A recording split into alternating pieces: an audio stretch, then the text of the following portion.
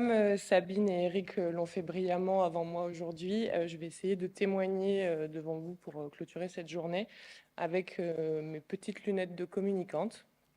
Et je vais essayer d'être concise parce que c'est bientôt l'heure de l'apéro. Donc depuis ce matin, ce qui m'a frappé tout au long des échanges sur les arbres et les allées d'arbres en particulier, au-delà des aspects techniques, historiques, scientifiques que j'ai pu entendre, c'est à quel point les allées d'arbres représentent un aspect émotionnel chez la grande majorité d'entre vous. Si vous me le permettez, on va faire un petit saut dans le passé, pas très très loin. On va s'arrêter ce matin lors des présentations et notamment quand vous nous avez posé la question sur votre première fois quand vous avez été subjugué, sur la première fois que vous avez été subjugué sur les allées d'arbres. J'ai entendu de nombreux participants évoquer des souvenirs d'enfance et même évoquer des souvenirs sensoriels, à la fois des odeurs, des sons, des images. Donc c'est déjà des notions qui sont très fortes sur le souvenir. Ensuite, nous avons Tamara Rivel qui nous a partagé ses souvenirs dans la voiture durant son enfance, qui regardait les arbres sur la route. Mais elle a aussi mentionné, je cite, le choc émotionnel lors de l'abattage d'une allée de pin. À la suite, de son côté, Francis Morlon rappelait que les arbres sont, je cite, une première approche de la nature lorsque l'on est enfant. Donc on se rend compte déjà que rien que ce matin, tout au long de ces échanges, on a constaté que les allées d'arbres constituaient un patrimoine culturel fort, qui raconte des histoires, qui raconte quelque chose et qui incarne bien plus qu'un simple élément du paysage. Ensuite, j'ai entendu Monsieur le Président qui a rappelé ce matin même que les allées d'arbres avaient des qualités supplémentaires par rapport aux arbres seuls. Écoutez, ces valeurs fortes qu'il a utilisées, elles représentent un socle culturel, démocratique et une force paysagère.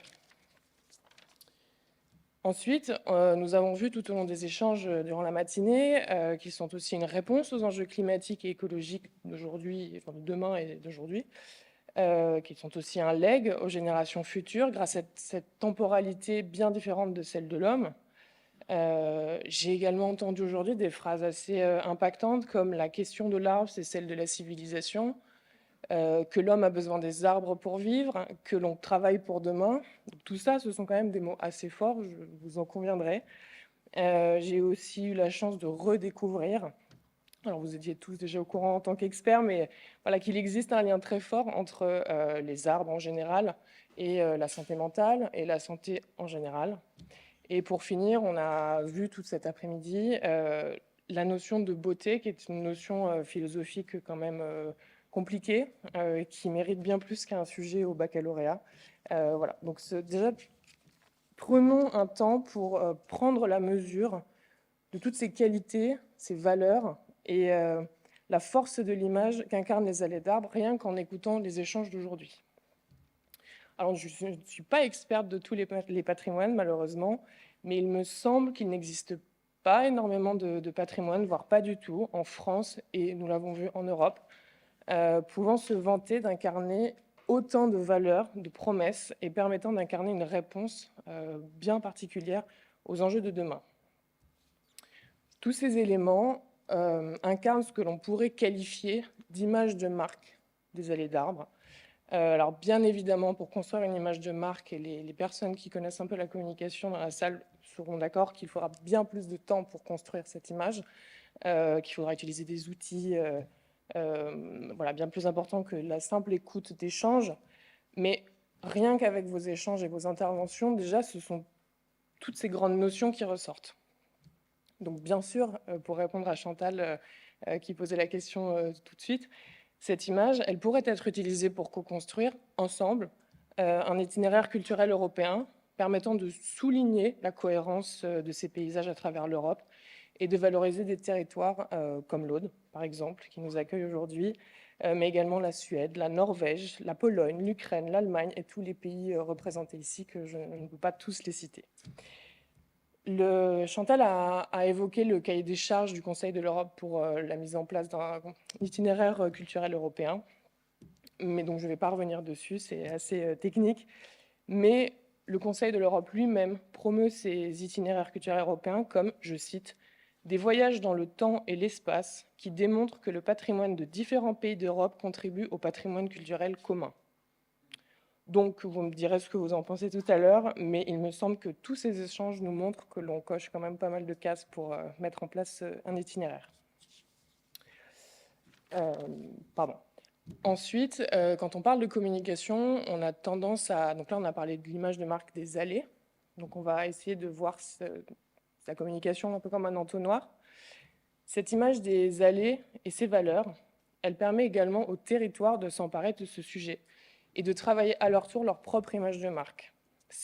Donc l'image de marque, il y en a deux. Il y a celle que les gens ont du territoire et il y a celle que le territoire construit au fur et à mesure. Pour information, je mets ma casquette de théoricienne de la communication. Une image de marque, pour les gens qui ne sont pas forcément familiers avec ce sujet, une image de marque organique d'un territoire, c'est une alchimie très complexe entre trois facteurs. Un facteur physique, des facteurs physiques, sur lesquels on n'a pas vraiment d'emprise, comme le climat, la géographie, la géologie.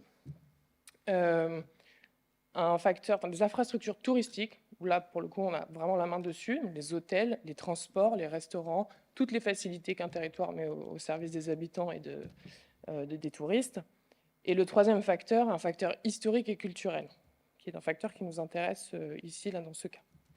On le voit pour l'Aude, par exemple, qui est un très bon élève pour les allées d'arbres. C'est un territoire qui possède une richesse incroyable d'allées. Cet élément-là, donc si vous avez bien suivi, il peut intervenir à la fois sur le premier facteur, évidemment le facteur physique, mais également, si on s'empare de toutes ces valeurs qu'on a citées précédemment, il peut intervenir sur le facteur historique et culturel. Et donc, l'image de marque des allées contribue elle-même à l'image de marque du territoire. Mais cette image, vous allez me dire, qu'est-ce qu'on en fait une fois qu'on a cette image? On construit une stratégie. Donc tout à l'heure, on a entendu la stratégie effectivement touristique précédemment par Nadine Darson-Beretta. Pardon. Voilà, comment on s'empare de cette image et qu'on construit une stratégie. L'important aujourd'hui, je vais remettre ma casquette de communicante.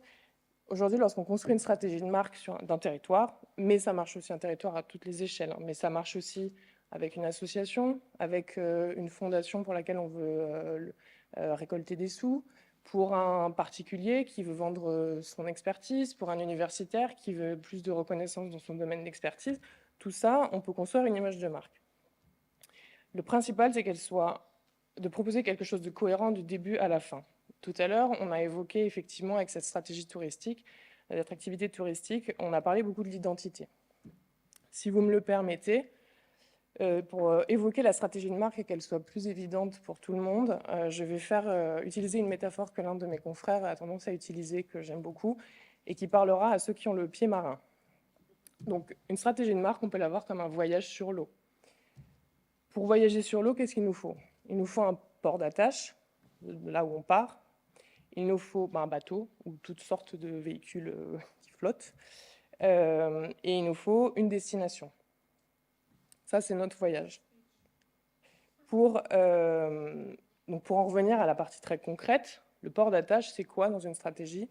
C'est son ADN. C'est là d'où on vient. C'est l'identité dont on parlait tout à l'heure. Si on n'a pas l'ADN, si on n'a pas de port d'attache, on est condamné à errer sans jamais pouvoir se revenir sur des bases concrètes. Le bateau, en stratégie de marque, c'est l'offre. C'est l'offre de service, l'offre de produits, pardon. Si on ne la connaît pas par cœur, si on ne connaît pas son bateau dans les moindres détails, au moindre trou dans la coque ou au moindre problème technique, on coule. Et la destination, c'est la promesse. La destination, là où on va, c'est la promesse d'un territoire, par exemple. Et si on n'en a pas de promesse, personne ne vous suit dans votre aventure. Et si vous me permettez, je vais faire un parallèle, la promesse, la destination, avec l'essence même du mot avenue, qui nous emmène vers, dont on a parlé tout à l'heure. Donc vous l'aurez compris, la cohérence d'une stratégie de marque, si elle est bien construite, si elle est bien faite, qu'on connaît ses valeurs, et les valeurs, on en a beaucoup pour les allées d'arbres, eh ben, elle réunit tout le monde. Elle réunit les élus, les techniciens, les habitants, les touristes, toutes les entreprises, associations qui travaillent sur le territoire. Et toutes ces parties prenantes, elles vont s'approprier le sujet en prenant en compte les besoins et les contraintes de chacun. Et donc, on arrive autour d'un consensus qui nous permet d'avancer, de construire des choses concrètes. Pardon. Bon, il y aura toujours des gens qui ne seront pas d'accord, mais voilà, au moins ça a le mérite d'exister et de donner un fil rouge sur la stratégie. À partir de ces éléments et de tous les échanges que nous avons eus aujourd'hui, on voit bien que les allées d'arbres constituent un patrimoine que les territoires doivent s'approprier et sur lesquels ils doivent s'appuyer dans l'élaboration des stratégies d'attractivité, des stratégies touristiques.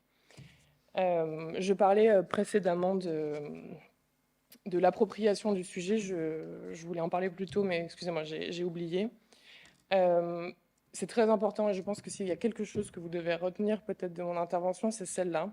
Une image de marque, au-delà de la simple valorisation, simple avec des gros guillemets, valorisation du patrimoine, d'un patrimoine exceptionnel, ça permet, comme le fait le département de l'Aude avec la charte de l'arbre et du paysage, ça permet justement à ses habitants et à toutes les parties prenantes de s'approprier ce patrimoine, de comprendre à quel point les allées d'arbres améliorent le cadre de vie, à quel point ils rendent la ville, les routes plus agréables de bien des manières. Donc je rebondis sur ce que disait Sabine, ça permet aussi, si un habitant s'approprie le sujet, ça permet peut-être que les doléances soient moins nombreuses. Il y en aura toujours, mais ça permettra de les diminuer. Et ça, aujourd'hui, l'appropriation d'un sujet, quand les parties prenantes d'un sujet deviennent à leur tour des vecteurs d'information, des prescripteurs sur ce sujet-là, ça permet de faire passer la théorie, aussi brillante soit-elle, à l'application concrète, pratique sur le terrain. Donc voilà. Et donc je conclurai par, si vous me permettez de revenir sur ma métaphore sur l'eau, la prise en compte des arbres à toutes les étapes d'une stratégie, ça promet un merveilleux voyage pour le territoire, ses habitants, ses visiteurs, et en direction, pour paraphraser Chantal, d'un superbe joyau. Voilà, merci.